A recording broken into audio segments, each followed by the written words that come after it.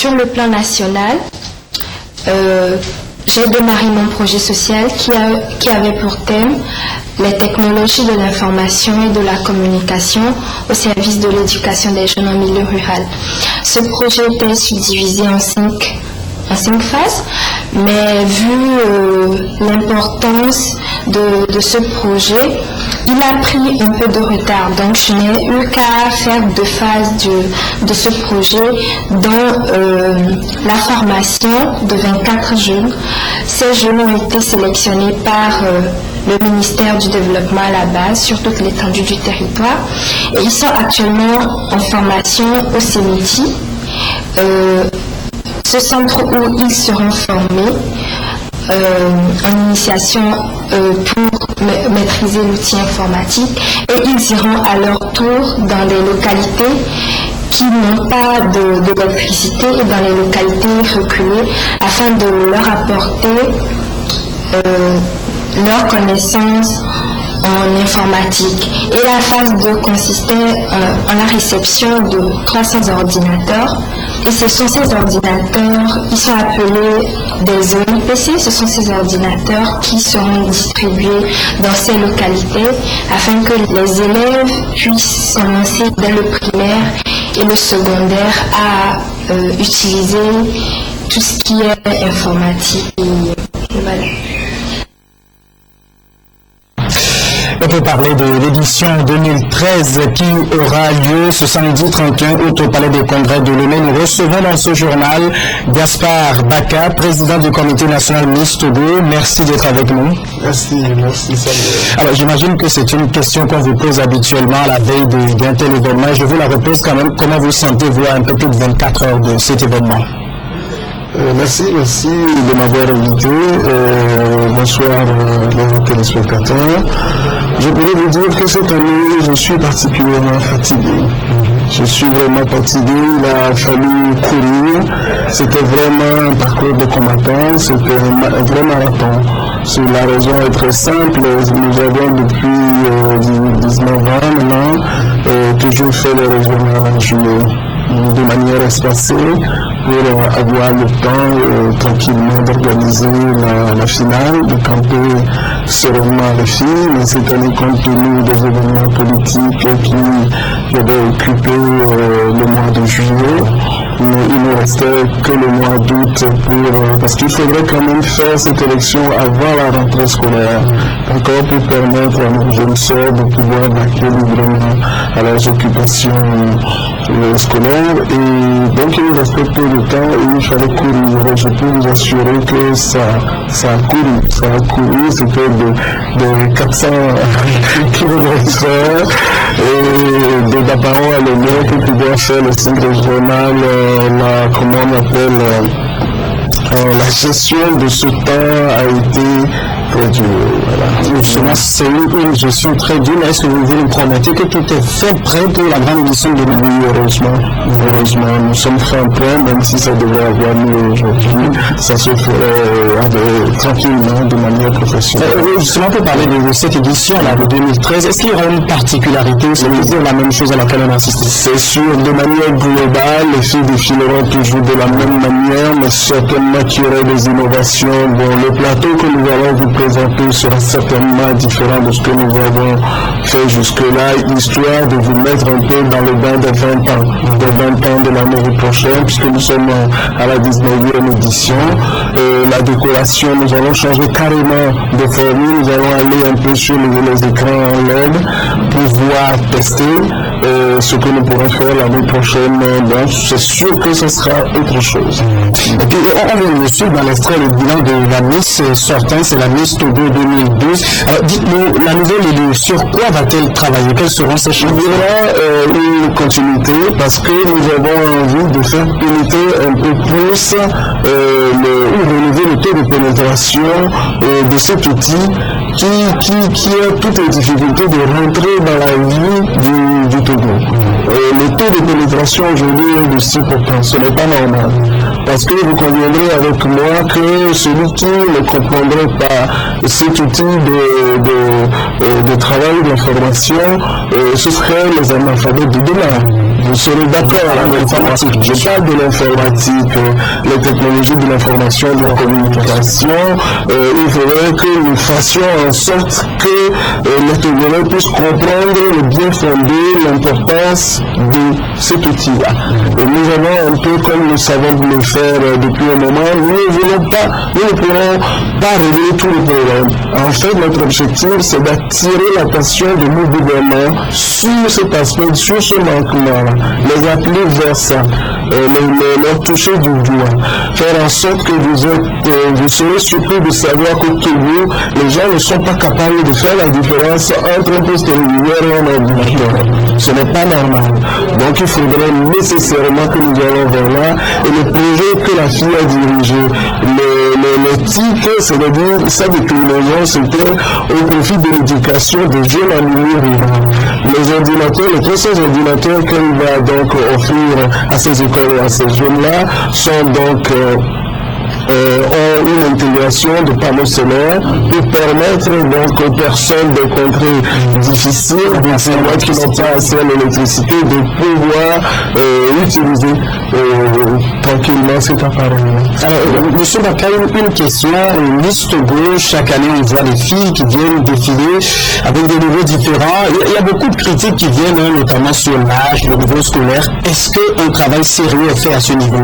Je n'ai pas bien compris la question. C'est-à-dire, quelques qui disent que les filles sont plus âgées que l'âge qu'on leur présente. Ah oui, non, c'est juste que c'est vrai que les filles essaient toujours de rentrer un peu par de petites fenêtres, mais nous avons essayé de les fermer cette année, parce que nous avons eu plus de 122 candidatures, nous avons validé autour de 90, parce que nous avons recalé plusieurs candidats sur des dossiers que nous avons jugés un peu légèrement, enfin je ne vais pas employer des termes, mais après nous avons fait concourir à peu près les 80-90 pour en retenir 20. Sur ça, nous avons été assez rigoureux. C'est les partenaires, c'est toujours les mêmes?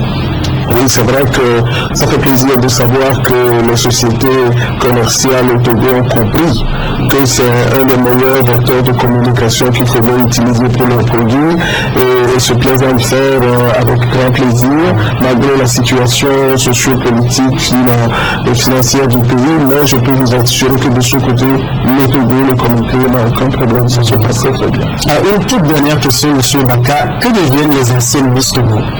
Nous avons gardé de très très bons rapports avec toutes nos 19 candidats Miss élues.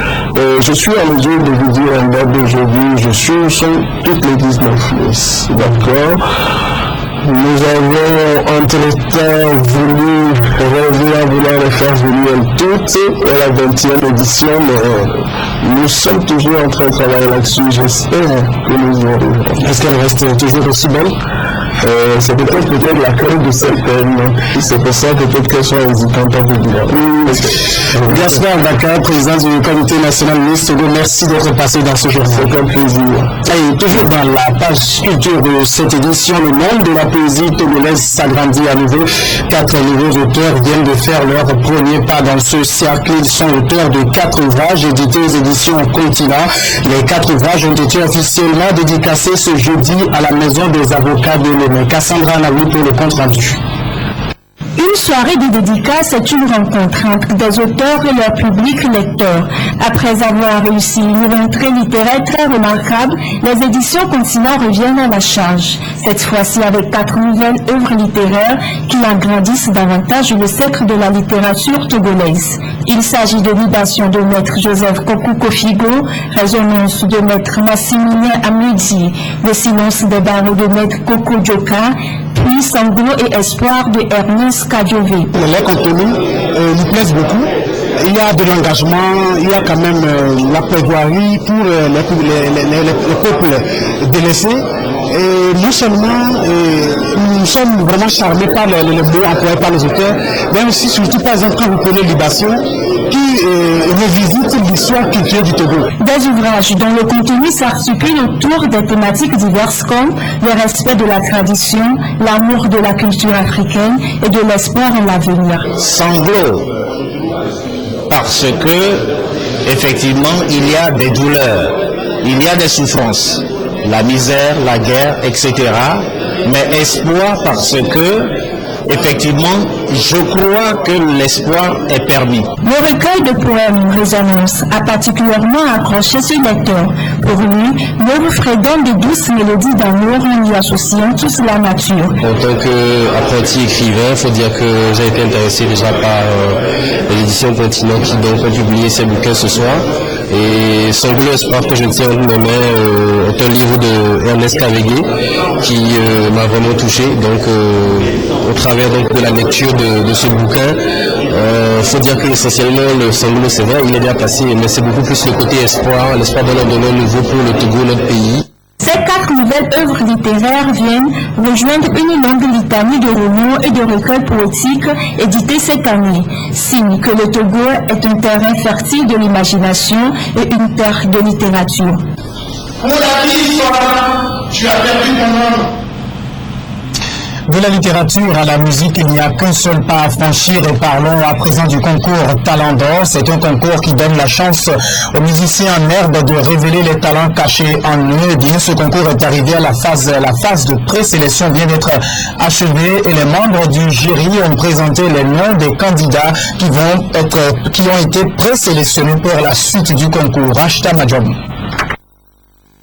10 candidats sélectionnés sur les 506 postulants.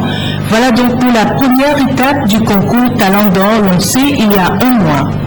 Visual Communication, l'organisateur du concours et ses partenaires, face à la presse pour le point de cette première phase. Le travail n'a pas été facile pour les membres du jury, eu égard aux talents dont les différents candidats ont fait preuve. C'était pas du tout facile ce travail parce qu'on a écouté plus de 100 et quelques CD et on a choisi que 10. Les jeunes viennent avec une force et je pense personnellement qu'il est temps qu'on les aide plus. Ils peuvent facilement faire le nom de ce pays, quoi. Pour cette première expérience, les organisateurs entendent faire de ce concours un autre reflet de compétition musicale au Togo. Sa particularité est que le Talent d'Or sera encadré après la compétition pour une carrière musicale, s'il le désire, par le parrain de l'événement qui est l'icône de la chanson togolaise, King Vincent. L'objectif, c'est d'arriver à déterminer, à aider nos jeunes artistes et à les accompagner, à les promouvoir. Nous allons aider les sélectionner en faisant des répétitions avec l'aide de King Vincent. Quand nous allons trouver le Talent d'Or, notre objectif, c'est que cette personne devienne une référence dans la musique togolaise. Visual Communication est accompagnée par plusieurs partenaires. Pour la BESIC, c'est une initiative à encourager pour donner la chance et l'opportunité aux talents cachés de s'affirmer. Nous n'avons pas pris la décision d'accompagner cet événement. C'est un événement que nous avons défini nous-mêmes dans le cadre de l'élaboration d'un plan marketing pour la promotion et le développement du produit. Cette année, nous avons voulu diversifier pour décider d'une action qui va rassembler le grand public et produire plus d'impact donc sur la jeunesse surtout. Et donc on a pris ce secteur-là qui est en vogue, la musique, et c'est pourquoi on a décidé d'organiser ce concours musical. Les noms des 10 candidats présélectionnés seront publiés par les médias partenaires. Rendez-vous donc le 14 septembre prochain pour la demi-finale.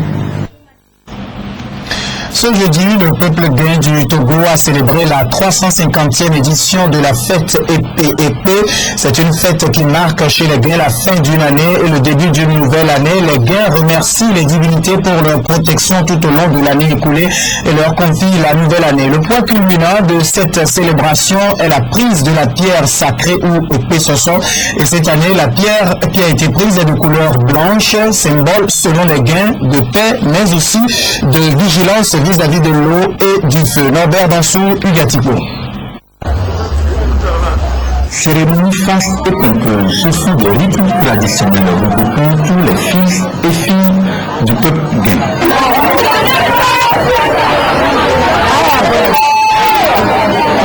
Le peuple gain perpétue ainsi une tradition vieille de 350 ans. Une tradition qui marque le nouvel an chez les Gains. Plusieurs officiels étaient présents à cette fête traditionnelle. Tout commence avec une cérémonie de purification.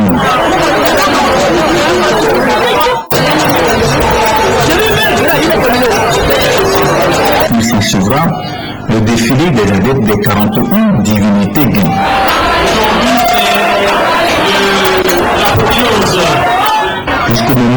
attendu où tout le peuple retire son souffle. Délivrons-nous. La pierre cette année est de couleur blanche, symbole de paix.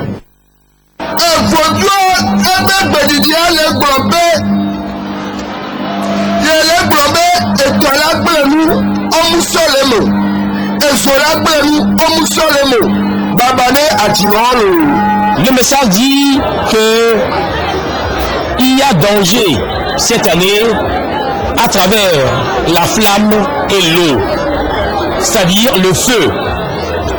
Le message dit que les mamans veillent sur les enfants, veillent à ce que on ne puisse pas laisser des lampions, de la bougie, de la cigarette ou même de la pipe sans l'éteindre et on quitte la maison. Sinon, il y aura danger de mort. La pierre recommande par ailleurs des sacrifices surtout en ce qui concerne l'eau et la flamme. Voilà, et merci à tous ceux qui nous suivent dans les lacs et partout ailleurs dans le monde.